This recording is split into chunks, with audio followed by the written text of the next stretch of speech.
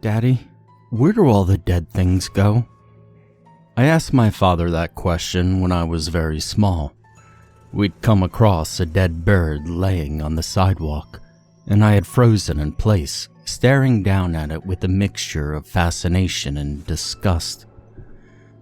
I was a precocious child, so I already knew that everything that lives on this earth has to die, and I also knew that the world had been turning for a very long time. It seemed to me that the world ought to be more or less full up with dead things by now. I didn't understand the answer my father gave me at the time, and it faded from my memory over the years. Recently, something happened to me that brought it back from the depths of my subconscious. It made me wish I could have remembered his words sooner. It happened not long after I left home. I was one of the lucky few who actually got a job after college. Nothing spectacular, but it's work that I enjoy. The one problem I had was that housing prices are through the roof where I live, and while I hope I've got a promising career ahead of me, the entry-level wages in my field are not the best. I didn't want to do the roommate thing, having had enough of that in school, and so I shopped around. First, the mid-range rental offerings of property management companies, then whatever I could find listed online. I found a lot of nice apartments, but nothing in my budget. It was only when I resorted to the Mountain Trader, a weekly tabloid that's all classified ads. It was my town's printed Craigslist before the internet, and it's still going strong today, that I found something I could afford. For rent, cabin, 1 bedroom, 1 bath, $350 a month. Now normally that kind of deal would give me pause, as it's way below the average for these parts. But the address printed below the ad partially explained it for me. It was near the edge of town by the old railroad tracks, and that area was a patchwork of old trailers and small one-story houses, once used by lumber workers before new regulations and cheaper Canadian softwoods shut most of the mills down for good. These places were often of dubious quality, but on the other hand, many had been remodeled over the years and looked a lot nicer inside than they did from the street. I called the number for the listing and found the landlord eager to rent the place out, as his last tenant had departed in a hurry. That revelation made me even more dubious about the condition of the cabin, but I agreed to meet the owner there for a viewing anyway, since I didn't really have any other real prospects. As I had expected, the outside was less than impressive. It was small as I had imagined it would, crudely painted beige with pale green trim. I'm no expert, but even I know you're supposed to remove the old peeling paint before applying the new. The inside, though, was another story entirely. The front door opened into the main area of the house, which was divided between new linoleum in the compact kitchen and equally recent carpeting in the living room. The tiny bathroom contained just a shower and a toilet, but I didn't mind washing my hands in the kitchen sink. The bedroom was barely enough for a double bed, but it had a little closet with one of those combination washer-dryer units stuffed into it. I gotta admit, I was finding myself pretty enamored of the cabin. I've always kind of liked cozy little spaces. Call me claustrophiliac, I guess. And so I didn't have any more thought to why the last tenant left in such a hurry, and I told the landlord I'd take it. He didn't even ask for a deposit, just first and last month's rent, which I came up with easily since I'd been budgeting for something twice as expensive. I moved in the following Monday, and for a while everything went well. I was doing great at my new job and enjoying the newfound independence of living in my own little domicile. I even made a friend in my neighbor, Tom, middle-aged retiree who lived next door in an almost identical house, one of 3 in a row, including mine. One night, I was setting up a charcoal grill on the little patch of grass that served as a front yard for all 3 of the old cabins, and invited Tom over to share in my bounty of burgers, brats, and beers. Mostly we're just engaged in companionable bullshitting about anything and everything. But after a while, it occurred to me to ask if Tom had any idea why my predecessor in the cabin had run off so abruptly, when it seemed like such a good deal. Tom laughed, turned his head towards the nearby bushes to eject a gobbet of tobacco spit before answering. "What? 'Cause your cabin's haunted, of course," he replied jovially. I laughed. "Oh, come on, Tom. Seriously?" "Oh, I'm serious, son," Tom insisted, his genial manner slowly fading into a look of concern. "Everybody knows about that thing in the cabin. Hell, I assumed you knew." I glanced back at my quiet little abode, slightly unsettled. The cabin was old, but you didn't think of little places like that being haunted or whatever. Maybe because there's so little space for anything to hide in.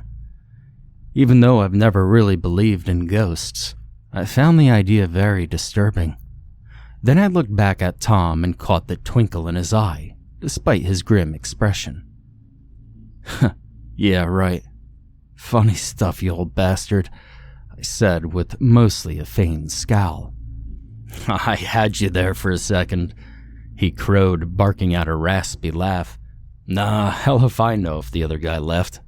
Kept to himself. I didn't even realize he was gone until the landlord came by to take his stuff to storage and put a for rent sign in the window."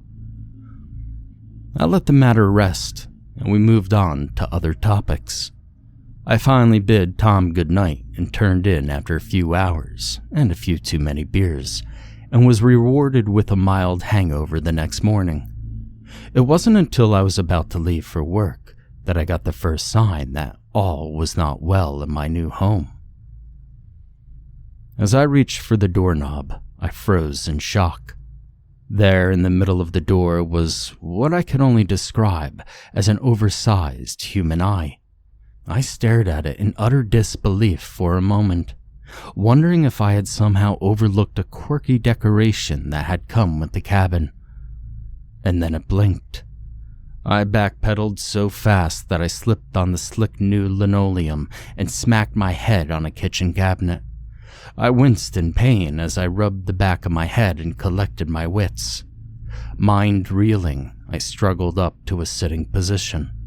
But when the stars cleared from my vision, there was no sign of the eye or any blemish at all on the plain white door. I touched the door, verifying its smooth, clean feel with my fingertips, and let out a long, slow breath. Seeing and feeling no sign of the apparition, I chalked it up to my hangover, or maybe Tom's stupid joke bouncing around in my subconscious.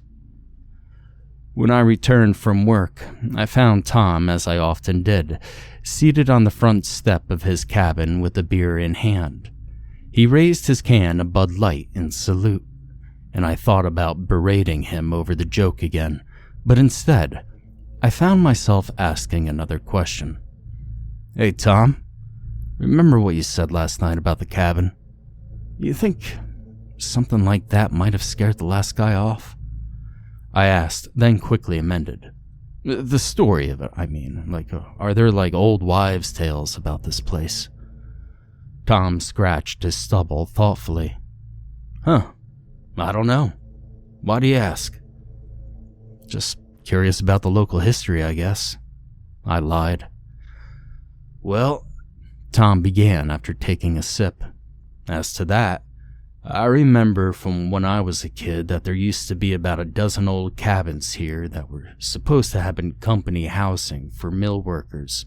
We're talking way back when. Over the years, they were all torn down except for these last 3, which have been restored and remodeled a few times to keep them livable." "And what are these stories about?" I pressed, hoping he wouldn't make me say it. "Ghosts," he said, grinning slightly and raising his eyebrows. Nah, hell, son.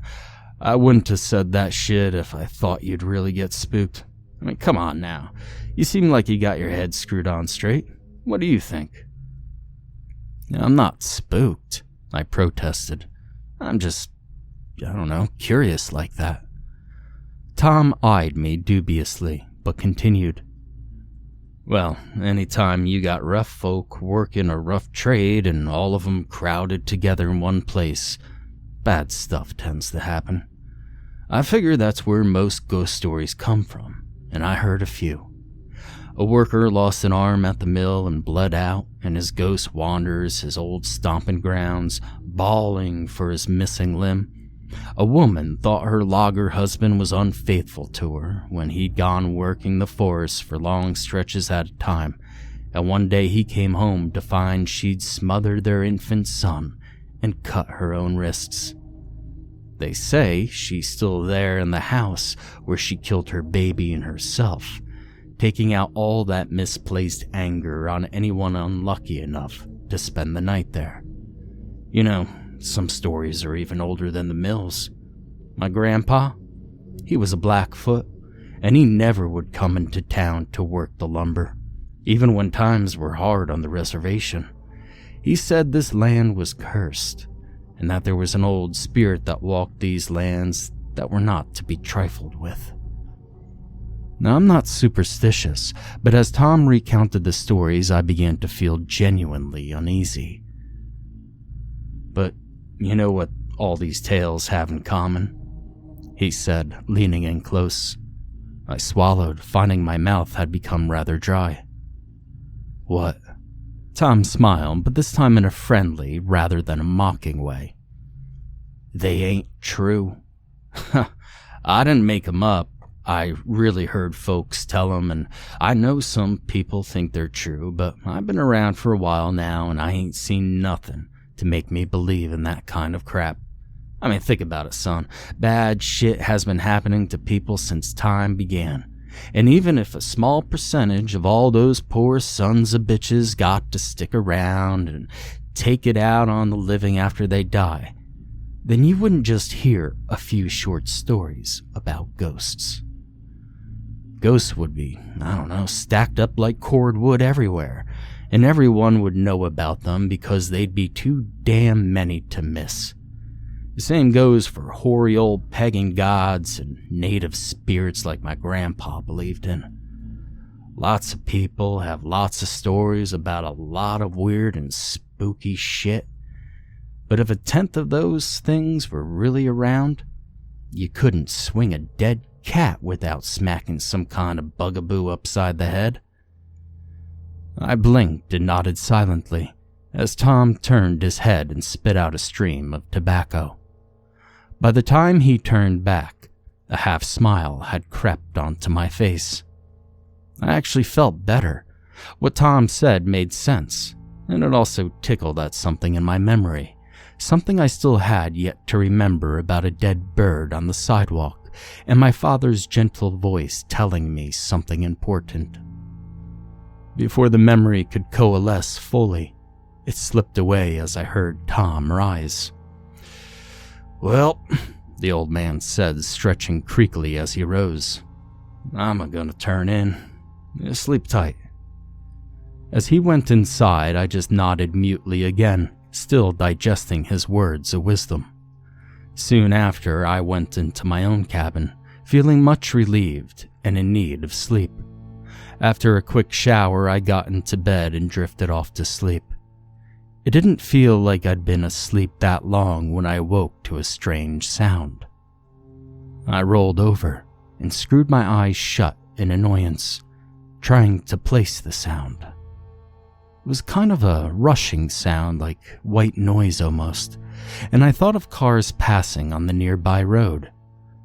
I waited for it to stop, but it only grew louder. Why so many cars would be passing this late, and why so close? As I listened to the sound, my heart began to beat faster. It wasn't white noise or the rush of traffic. It was a voice. It wasn't any language I could understand.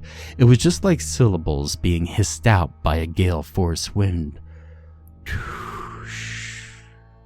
It repeated these sounds, the volume growing louder, and then began to repeat them a third time. The voice sounded closer, and I rolled onto my back, opening my eyes. I screamed. All around me, on the ceiling, the walls, my bedroom door, there were hundreds, maybe thousands of eyes staring at me with a piercing, lambent gaze. The voice grew to an almost painful howl, drowning out my own cries. I could understand it now. I was going mad. I was already mad.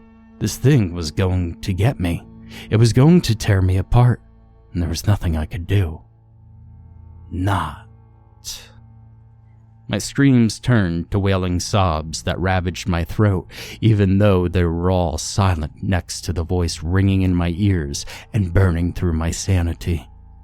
I felt like I was being obliterated, like my mind was being blasted into oblivion by the sound, if you could even call it a sound.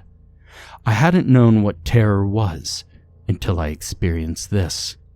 As the last syllable died away and it began to pronounce another baleful utterance, I mercifully blacked out. I awoke with a start, morning light peeking in through the closed blinds in my bedroom. No eyes, no voice. Obviously, it had been a nightmare. That's what I tried to tell myself. I got up, I went to work, but I was a wreck, and I could only manage to stumble my way through half the workday before my boss pulled me aside and told me, in an HR-appropriate manner, to go home and get my shit together. I drove around aimlessly for a while, not knowing what else to do, but I definitely didn't feel like going home. In the end, I drove to a nearby park and sat down in the gazebo. It felt like a safe place for some reason. Weird, scary shit doesn't happen in the middle of the day with a kid's soccer game going on nearby, right? And I spent an hour or two there and began to calm down. All the litanies of my rational mind began to soothe my frazzled nerves. It was your imagination. It was a dream. There's no such thing as ghosts. Monsters aren't real. I shook my head and chuckled softly as I looked down at the picnic table in the gazebo where I sat. Dumbass, I muttered to myself, beginning to feel embarrassed at my lapse in common sense, picking nervously at the peeling paint on the picnic table. I sighed heavily and began to rise, but I was startled by the feel of the wood beneath my fingertips suddenly changing from rough to smooth and slick. I glanced down sharply and then recoiled in horror as I saw a huge round eye embedded in the tabletop, staring up at me.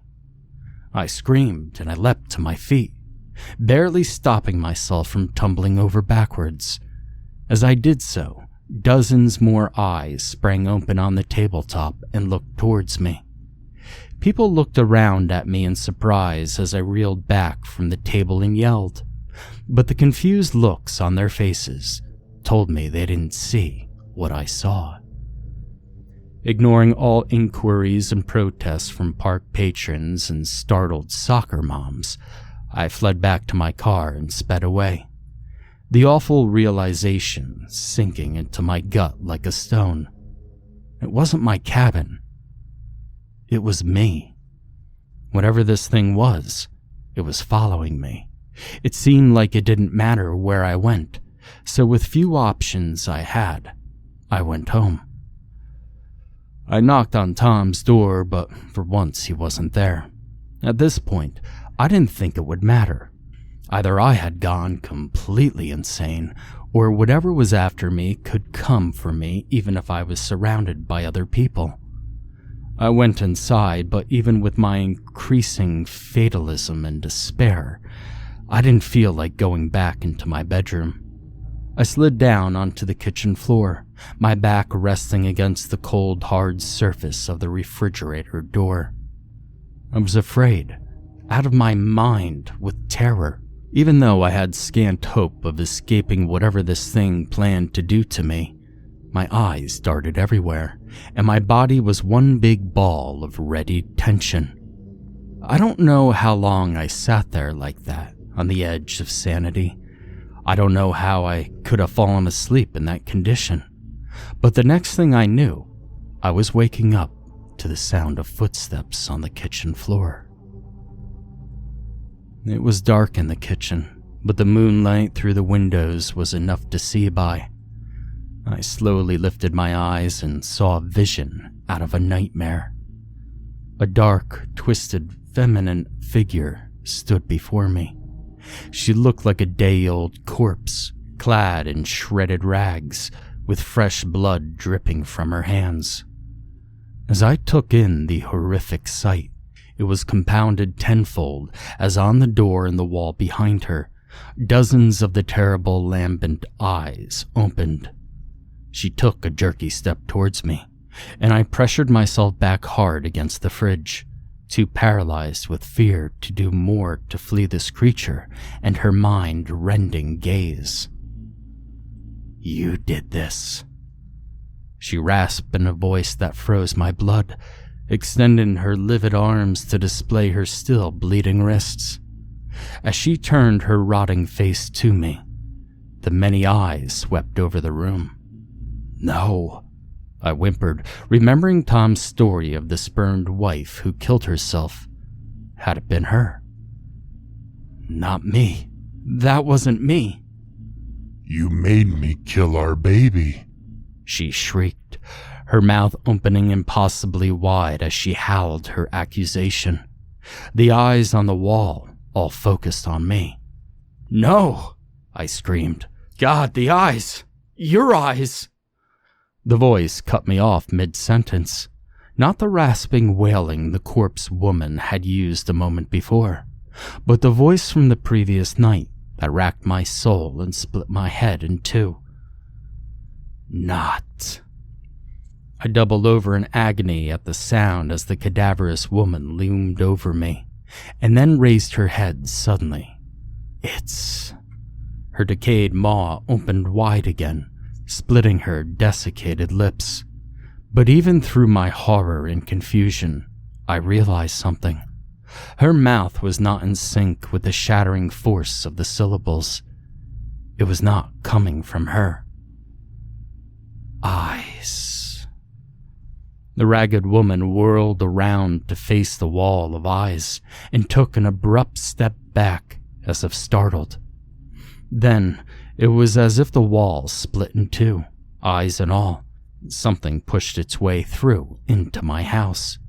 My eyes were burning, but I could not blink against the brightness of that terrible being, nor could I understand its form. It was as though it was many things at once. From moment to moment, I saw something like a human face, then a muzzle full of fangs, blurring, rending claws, slashing talons, goring horns, human feet, clawed limbs, hooves, wings, and eyes. So many eyes. I could not see the truth of what it was, but I could see the full terrible reality of what it did. It tore the ragged woman apart as she screamed, clawing uselessly at the ever-changing mass of light with the thousand-fold gaze. Looking upon its savage work burned my vision to a featureless white void. And that was when I began to remember. I looked down sadly at the little bird that lay on the sidewalk. "Daddy, where do all the dead things go?" I asked. My father smiled comfortingly and knelt down beside me. "We've talked about that. You know, when a living thing has had its time on this earth, its body stops working. It dies. And its spirit, well, that goes back to where it came from." As he spoke carefully, mindful that he was explaining heavy concepts to a young child, He absently fingered the tarnished silver cross that hung around his neck. My dad had always been a man of faith, but I drifted away from it as I got older. Maybe that was why I'd forgotten his words for so long. But I mean, the dead bodies, I wrinkled my nose. Rotting stuff, the stuff that's left over when something dies. I know people like Grandma and Grandpa get buried, but what about all the animals and things that have nobody to bury them? There have to have been a lot of little birds, right? How come there aren't like 1 billion of them all over the place, all rotted and skeletonly and stuff? Dad chuckled. Well, here, look.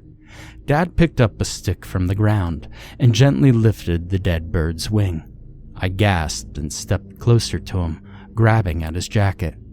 Beneath the raised wing, I saw tiny white forms crawling in the decaying flesh. It can be scary, I know, he said comfortingly, putting an arm around my shoulder.